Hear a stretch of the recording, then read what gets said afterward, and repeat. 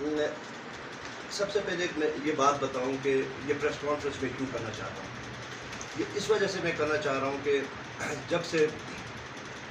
بیجان hotel کی تعمیر کا سلسلہ شروع ہوا اور جب سے اس میں ہم عدالت میں گئے، اس کے بعد سوشل میڈیا میں اور مختلف ذرائع ابلاغ میں کافی ایک پروپیگنڈا مہم چلایا گیا. تو میں سمجھتا ہوں کہ اور لوگوں کو، زیادہ لوگوں کو پتہ بھی نہیں ہے کہ اس میں کیا ہے، کیس کس چیز کا ہے، کس نوعیت کا ہے، اور بیچ میں باتیں ہوتی ہیں تاکہ عوام کو اس کی حقیقت معلوم ہو. میں اس چیز کے لیے یہ پریس کانفرنس میں نے ضروری سمجھا، اور میں نے سمجھا کہ ایک پریس کانفرنس کروں تاکہ لوگوں کو حقیقت کا پتہ چل سکے. آج کل چترال میں ایک 5 اسٹار ہوٹل بیجان ہوٹل کے نام سے زیر تعمیر ہے. اس ہوٹل کے تعمیر کے لیے جو زمین خریدی گئی، اس کے بارے میں ورثائے شہزادہ برہان الدین سمیت کافی سارے اور لوگوں کو تحفظات ہیں، اور اس بات کا ثبوت مختلف عدالتوں میں دائر شدہ مقدمات ہیں. بیجان ہوٹل جس مقام پر تعمیر ہو رہا ہے، اس کا اہم ترین حصہ گنپوریوں کے پہاڑ پر مشتمل ہے، جو کہ قدیم الایام سے محتر جائیداد ہے، اور اس جگہ کو پرانے زمانے میں شاہی خاندان کے افراد بازوں سے شکار کرنے کے لیے استعمال کرتے تھے. بعد میں یہ جائیداد ہز ہائنس سر شجاع الملک کے بیٹے شہزادہ برہان الدین کے حصے میں آیا اور ان کے ورثاء کے شکارگاہ کے طور پر زیر استعمال رہا. 1980 کے دہائی میں اس وقت کے ڈسٹرکٹ کونسل کے چیئرمین خورشید علی خان صاحب نے اس پہاڑ پر قبضہ کرنے کی کوشش کی، جس میں وہ ناکام ہوئے. 2010 میں ایک خاص سیاسی پارٹی کے مختلف افراد نے ایک سوچے سمجھے منصوبے کے تحت اس پہاڑ پر قبضہ کرنے کی کوشش کی، جس کے نتیجے میں تصادم ہوا اور نتیجتاً گرفتاریاں عمل میں آئیں، اور بعد میں مقدمے کا فیصلہ شہزادہ برہان الدین کے ورثاء کے حق میں ہوا. یہاں میں یہ بھی بتاتا چلوں کہ اس مقدمے کی پیشی کے لیے جاتے ہوئے میرے بڑے بھائی شہزادہ ریاض الدین کی گاڑی میں بم دھماکہ ہوا، جس میں وہ اور ان کی گاڑی میں سوار کچھ اور افراد شدید زخمی ہوئے. چونکہ زمین کی خریداری کے وقت اس میں ملوث قبضہ گروپ کے چند بااثر افراد سیاسی عہدوں پر مامور تھے،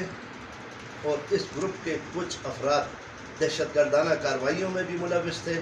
اس وجہ سے علاقے کے شریف لوگ جن کی زمینات کو ہیلے بہانوں اور دھوکے بازی کے ذریعے خریدا گیا، وہ اس قبضہ گروپ کے خوف سے اپنے حقوق کا دفاع نہیں کر سکے. اس قبضہ گروپ کے منظم دہشت گردانہ کارروائیوں کے ثبوت چترال کے تھانے میں ان کے خلاف دائر شدہ مقدمات ہیں. یہاں افسوس اس بات کا ہے کہ اتنے سارے جرائم میں باقاعدہ ملوث ہونے کے باوجود یہ لوگ دندناتے پھر رہے ہیں اور علاقے میں دہشت کی علامت بنے ہوئے ہیں. گزشتہ سال اکتوبر کے مہینے میں جب ہوٹل کا افتتاح ہو رہا تھا تو ہم نے انتہائی پرامن طور پر قانون کا راستہ اختیار کیا اور مذکورہ بالا بے ضابطگیوں اور بے قاعدگیوں کے تحت خود ساختہ اور جعلی بیان نامہ جات نسبت جائیداد اور متداویہ کو چیلنج کرتے ہوئے مجاز سول عدالت میں دعویٰ دائر کر کے داد رسی طلب کی، جس کے نتیجے میں معزز عدالت نے مقدمے کی ابتدائی تفصیلی سماعت کے بعد متنازع جگہ پر ہوٹل کی تعمیر کو روکنے کا فیصلہ کیا. حیران کن طور پر اس وقت قبضہ گروپ کے افراد منظر عام پر نہیں آئے، بلکہ انور امان صاحب آگے آ گئے اور اس قبضہ گروپ سے متنازع قطع زمینات خریدنے سے نسبت وضاحت طلب کرنے کی بجائے اور حقیقت کو پرکھنے کے بجائے خود مقدمات کی سربراہی کرنے لگے. حالانکہ جن خود ساختہ جعلی دستاویزات یعنی بیان نامہ جات کے تحت وہ مذکورہ جائے متداویہ خریدنے کا موقف رکھتا ہے، حقیقت میں یہ تمام دستاویزات ایک دوسرے سے مطابقت نہیں رکھتے ہیں، اور بیشتر دستاویزات ایک ہی شخص کے مرتب کرنا ہے، اور کاتب اور گواہ حاشیہ بھی وہ خود ہیں، جبکہ مقدار اور حدودات میں بھی واضح تضادات موجود ہیں۔ لیکن ان تمام بے ضابطیوں کے باوجود بھی محض انور امان صاحب کے ذاتی دلچسپی اور اثر رسوخ کے تحت مذکورہ مبینہ خود ساختہ دستاویزات کو سرکاری اہلکاروں کے ذریعے باقاعدہ سوچے سمجھے پلان کے تحت رجسٹر کروایا گیا، جس کی تمام تر ذمہ داری ان اہلکاروں پر عائد ہوگی، اور بہت جلد انشاءاللہ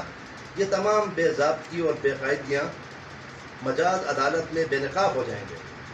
اور تمام ملوث سرکاری اہلکاروں کے خلاف بھی مجاز عدالت میں قانون کے تحت کارروائی عمل میں لائی جائے گی۔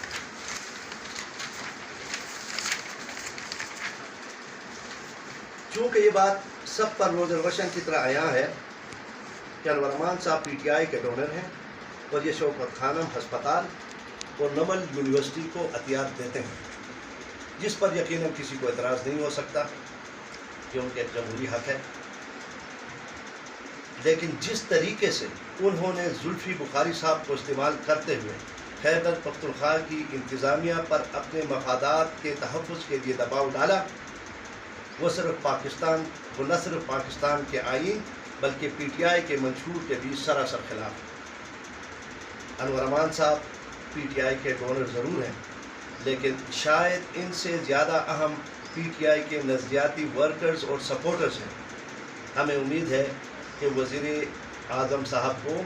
ان غیر قانونی کارروائیوں کا علم نہیں ہوگا، ورنہ وہ اس طرح کا کام نہ ہونے دیتے، اس کو روکتے۔ چترال کے تاریخ میں پہلی مرتبہ میرٹ، یہ پہلی دفعہ ہوا ہے کہ میرٹ پر فیصلہ دینے پر 2 سرکاری ملازمین کو انعام دینے کے بجائے ان کو ملازمت سے فارغ کر دیا گیا، کیونکہ انہوں نے ان کے دباؤ میں آ کر غلط کام کرنے سے انکار کر دیا تھا، اور ان کے درست ہونے کا ثبوت اپیلیٹ کورٹ میں ان کے فیصلے کا درست قرار پانا ہے۔ آپ کو علم ہوگا بھی لیٹسٹ فیصلہ جو آیا ہے اس میں یہی بتایا گیا ہے کہ جو تحصیلدار کا جو وہ تھا حکم تھا وہ صحیح ہے، اس کو بحال رکھا ہے، اور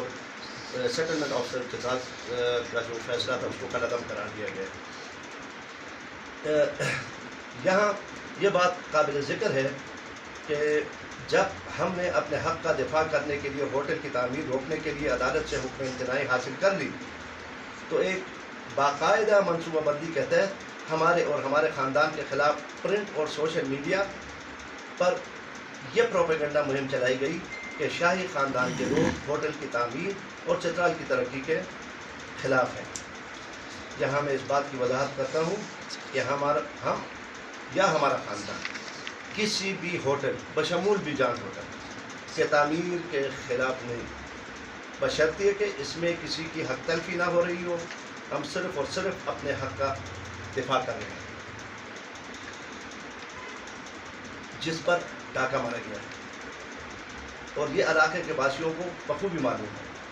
تمام چال بازیوں اور ہوشیاروں کے باوجود یہ بات عیاں ہو چکی ہے کہ اس بیہودہ پروپیگنڈے میں 3 مختلف گروہ ملوث ہیں، جن میں سے 2 کا تعلق سیاسی جماعتوں سے ہے، جبکہ تیسرا ایک مخصوص برادری سے تعلق رکھتا ہے۔ دیکھا جائے تو یہ تینوں گروہ تاریخی اور سیاسی طور پر ہمیشہ ایک دوسرے سے شدید اختلافات رکھتے ہیں، لیکن چونکہ اس بے ضابطگی میں تینوں گروہ کے افراد ملوث ہیں، اس وجہ سے اس مقدمے کو ان لوگوں نے اپنا مشترکہ مقصد بنا لیا ہے۔ میری ان تمام گروہوں کے سربراہان سے اپیل ہے کہ لوگوں کے ذاتی معاملات میں مداخلت، گروہ کے طور پر مداخلت یا پارٹی کے طور پر مداخلت کرنا بند کریں، ورنہ حالات بہتری کے بجائے بدتری کی طرف چلے جائیں گے، جس کی تمام تر ذمہ داری بھی ان لوگوں اور گروہوں پر ہوگی۔ جہاں تک زمین کی ملکیت کا معاملہ ہے، وہ معزز عدالت میں زیر التوا ہے، اور اس کا فیصلہ عدالت ہی کرے گی۔ ہماری حکومت وقت اور خصوصاً وزیر اعظم سے درخواست ہے کہ جوڈیشل انکوائری ٹیم مقرر کی جائے جو کہ ہوٹل کی زمین کی خریداری میں غریب افراد کے ساتھ ہونے والے زیادتیوں کی تحقیقات کرے اور انصاف کی فراہمی یقینی بنائے، کیونکہ معاشرے میں جس معاشرے میں انصاف کا نظام ختم ہو جائے وہاں پر تشدد اور دہشت گردی جنم لیتی ہے۔ آپ کا بہت شکریہ۔ کیسول فوجداری مقابلات کی جنجال بھی تھی، جنجال بھی کو اترا پرچہ چنون بھی تھی، پرچہ جس پر خلاف شروع سے کور کو گھتا تر کون کو شو کو دیوس تن اسپات کے تن بھئی کو اتے نتیجہ جنجال بھی تھی کہ بھیر مقدمہ کو اس پر خلاف پرچہ کرے مجھے اس پرچہ مختلف جگہ پر اور اثر رسوخ کو استعمال کری گتی اسپات تیرا گتی استانی باندیدی ہونی اتقاد اچ کیس کو نسی کو اسپات را عزت باری رہنی ہتن اور بدنیتیوں سے مبنی قرار پائی جائے دوسرا وہ واضح عدالت مسئلہ موجود ہے کہ کلا پت کی میں کہ پٹواریوں وہ میں نا وہ شیر کی اس پر جائیداد ہوگی کو بہت بڑا کا سب جگہ اچھ ہے کہ زمین دی یا کشاوا زمین لو زوم ہم اتغین دیتی اتوش کی حالی توجہ کرتا ہوں اور کاتب اور گواہ حاشیہ بھی وہ خود ہیں۔ فروخت مراد کہا کیا وکیل سرا نو کیا مافیو مجھے زمین بے زمک گروپ مافیا کا کیا تو کہ لو تم ہے تھرو آؤٹ آتا ہے سنا تاری سے پورا گواہ پورا بے زمک پورا ہموش بھی دے سکتے تھے آج خط تارے مانا دی مشہور مختلف کردار ادا کرتے مختلف پورا کی گواہ بھی تھی پورا کی تان تو گانی پورا کی تو وقت